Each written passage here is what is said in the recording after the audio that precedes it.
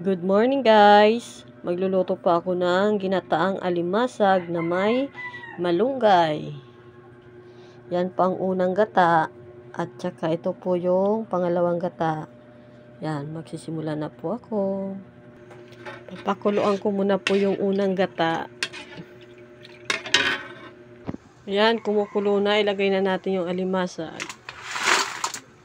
Lagyan natin na pampalasa, ajinomoto, asin, sili. Lagay ko na rin po yung malunggay. Ayan guys, ilalagay ko na rin yung pangalawang gata. Ayan guys, yummy yummy. Ayan. Masarap yan guys.